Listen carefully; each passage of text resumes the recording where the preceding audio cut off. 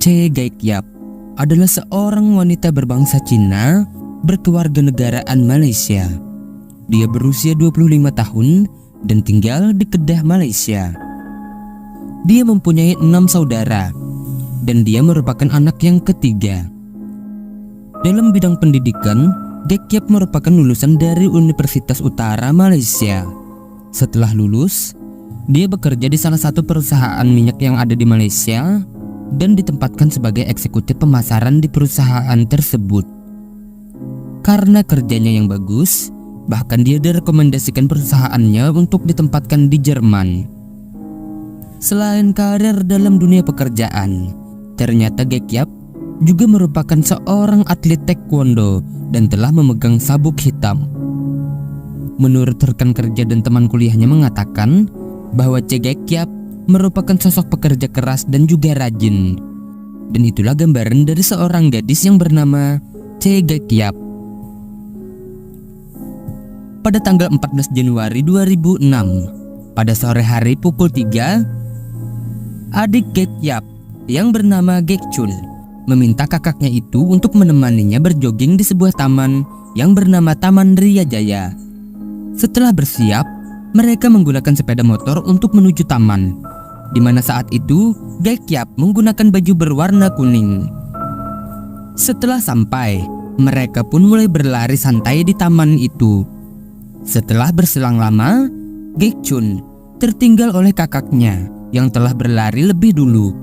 Gaikyap merupakan seorang atlet, nyatanya dia berlari lebih cepat sehingga meninggalkan adiknya di belakang. Semakin lama, jarak mereka semakin menjauh dan bahkan adiknya itu tidak bisa melihat lagi keberadaan Gaikyap yang telah jauh berada di depan.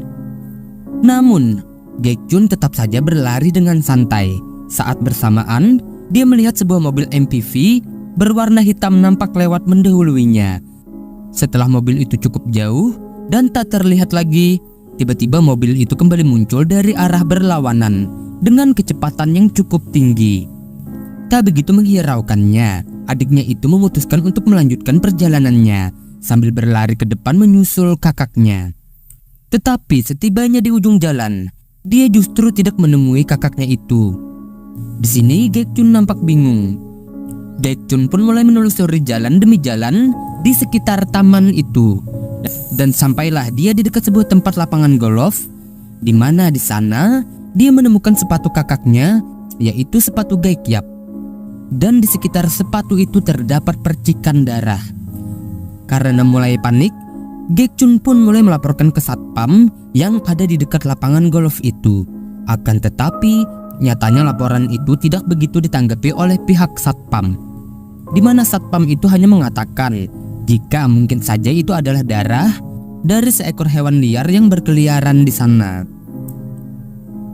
Gaekchun yang merasa laporannya tidak begitu ditanggapi oleh pihak satpam, ia pun memutuskan untuk pulang ke rumah dan memberitahukan kepada ibunya jika dia menemukan sepatu dari kakaknya, yaitu Gaikyap, dan melihat ceceran darah di sekitar sepatu itu. Ibunya yang mendengar cerita dari Gaekchun mulai curiga dan merasa panik.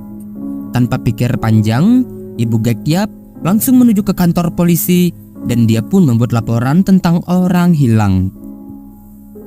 Setelah laporan itu diterima, para polisi pun menerjunkan 40 anggotanya ke lokasi kejadian dan pencarian pun mulai dilakukan dari pukul 7 malam hingga setengah 1 pagi.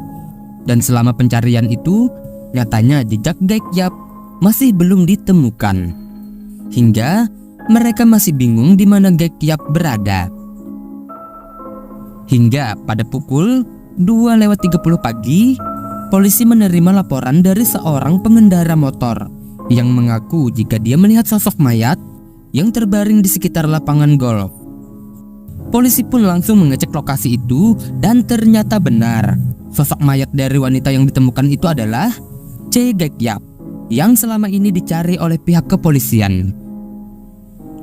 Di mana Gaikyap ditemukan di semak-semak di dekat lapangan golf dan dengan keadaan setengah tanpa busana dan juga terdapat luka di bagian kepalanya. Polisi juga menemukan adanya tanda-tanda pelanggaran tindak asusila pada jasad Gaikyap. di mana ditemukan adanya cairan laki-laki pada korban.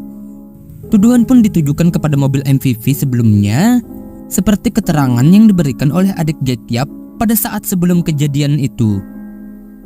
Kejadian itu membuat luka mendalam kepada pihak keluarga Gek Yap, terutama sang ibu yang mengingat jika anaknya pergi menggunakan kaos kuning, kini ditemukan dengan baju berwarna merah akibat darah yang keluar. Penyelidikan yang dijalankan oleh pihak kepolisian kemudian mencoba menginterogasi 6 dari pegawai lapangan golf yang berada di sekitar TKP. Namun setelah 2 minggu kemudian, mereka semua kembali dibebaskan akibat DNA mereka tidak cocok dengan DNA yang ditemukan pada jasad korban. Tak berselang lama, polisi kembali menangkap 12 orang warga negara asing yang dicurigai sebagai pelaku atas kasus ini. Namun mereka semua juga kembali dilepaskan setelah DNA mereka tidak cocok dengan DNA yang ditemukan. 1 tahun berlalu, nyatanya pelaku atas kasus itu masih belum juga ditemukan. Namun pada tahun 2009, seorang laki-laki bernama Sahril Ja'far yang berusia 28 tahun diduga terlibat dalam kasus ini, di mana dia memiliki usaha jual beli mobil. Selain itu, dikabarkan juga kalau dia merupakan putra dari seseorang yang berpengaruh yang bergelar Datuk. Tempat tinggal Ja'far berada tidak jauh dari TKP, dan juga diketahui jika dia memiliki sebuah mobil MPV berwarna hitam, di mana mobil itu mirip dengan mobil yang dilihat oleh adik Gek Yap pada hari kejadian. Oleh sebab itu, dia segera ditahan oleh pihak kepolisian untuk dilakukan penyelidikan. Akan tetapi setelahnya, dia dibebaskan setelah pihak keluarga Ja'far membayar uang jaminan. Sembari menunggu hasil tes DNA keluar, tanpa diduga, Sahril Ja'far malah pergi ke luar negeri dan meninggalkan Malaysia dengan menuju Australia. Hingga 3 tahun lamanya, nyatanya Sahril Ja'far tidak pernah kembali lagi ke negaranya. Polisi tentunya masih mengupayakan untuk menangkap kembali Sahril Ja'far. Pada tahun 2011, polisi mendapatkan informasi jika Sahril akan pulang ke Malaysia secara diam-diam. Maka dari itu, polisi menyiapkan strategi untuk bisa menangkapnya. Dan pada tanggal 17 Januari 2012, informasi sebelumnya memang benar jika Sahril kembali datang ke Malaysia. Oleh sebab itu, polisi yang telah menunggunya di Bandara Kuala Lumpur segera meringkusnya, di mana saat itu Sahril sudah berusia 31 tahun. Pada tanggal 31 Januari 2012, Sahril didakwa atas kasus hilangnya nyawa seorang gadis bernama Che Gek Yap.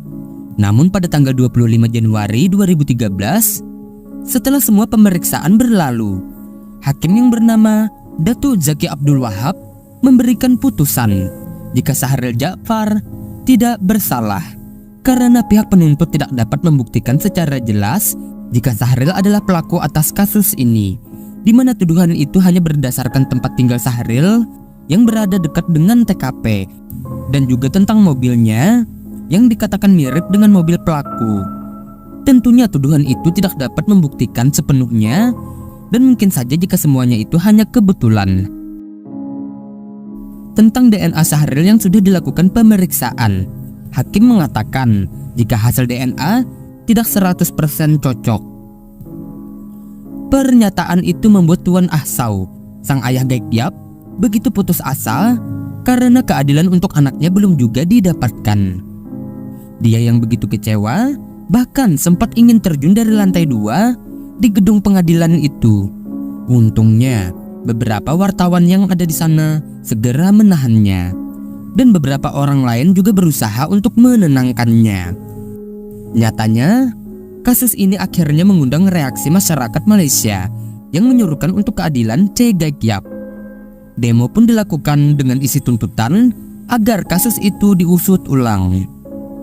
Mereka pun mencoba menyampaikan suara mereka pada pihak pengadilan serta politikus untuk membantu keluarga Che Gek Yap yang tidak mendapatkan keadilan atas nasibnya. Seorang pengacara bernama Karpal Singh juga memberikan bantuan kepada pihak keluarga Gek Yap untuk mendapatkan haknya atas berbagai usaha. Akhirnya permintaan itu pun dikabulkan oleh pihak pengadilan. Pada tanggal 13 Oktober 2013, tuntutan dibuka kembali atas dasar jika hasil DNA pada korban 100% cocok dengan DNA Syahril Ja'far. Dan juga setelah 4 hari Syahril Ja'far dimintai sampel DNA, nyatanya dia malah pergi ke Australia. Hal itu menunjukkan jika sebenarnya dia menyembunyikan sesuatu hingga berusaha untuk kabur.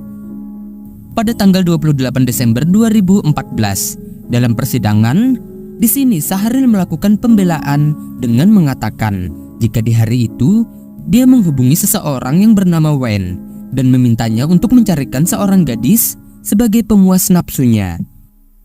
Wen mengatakan jika dia telah menemukan gadis yang diminta oleh Syahril Ja'far dan dia menunggu di taman pada jam 5 sore. Setelah bertemu di taman, di sini Syahril mengatakan jika Gek Yap sepakat dan bahkan dia telah menerima bayaran sebesar 350 ringgit. Setelah selesai, Gek Yap kembali diturunkan dari mobil. Dan setelah itu, Syahril mengatakan jika dia tidak tahu menau lagi tentang Gek Yap yang telah dia tinggalkan di taman. Dan juga setelah kejadian itu, Syahril mengatakan jika Wen yang dimintanya untuk mencarikan gadis, nyatanya dia sudah tidak bisa lagi untuk dihubungi. Di sisi lain, nyatanya ayah dan ibu Syahril Ja'far diketahui telah memberikan keterangan yang berbeda-beda pada pihak pengadilan, di mana pada tahun 2012 Datuk Ja'far Jamaluddin, sang ayah Syahril, di mana dia pernah memberikan keterangan jika dia dan istrinya dan juga Syahril sempat membuang sebilah pisau di sebuah tong sampah di dekat pasar malam Taman Ria. Namun ketika kembali ditanyai, Datuk Ja'far malah menjawab jika dia tidak tahu menau tentang keberadaan pisau itu. Selain itu, sebelumnya juga dia sempat mengatakan jika alasannya menjual mobil adalah karena mobil MPV itu telah terlibat dalam kasus pembunuhan. Namun lagi-lagi dia mengatakan hal yang berbeda, di mana dia memberi alasan jika dia menjual mobil itu karena dia ingin membeli mobil yang lebih baru. Untungnya, keterangan lama dari Datuk Ja'far itu sempat direkam sehingga dapat diputar ulang sebagai barang bukti. Akhirnya, pada tanggal 5 Agustus 2015, setelah proses yang panjang, Syahril Ja'far ditetapkan bersalah atas hilangnya nyawa seorang gadis bernama Gek Yap, dan dia dijatuhi hukuman mati. Syahril sempat beberapa kali melakukan banding, namun hal itu ditolak dan hukuman mati tetap harus dia jalani. Dan kisah pun selesai. Oke, terima kasih sudah menonton.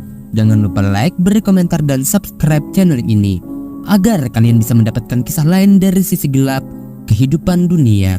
Mohon maaf jika ada kesalahan kata, cerita, atau penyebutan nama. Akhir kata, sampai jumpa.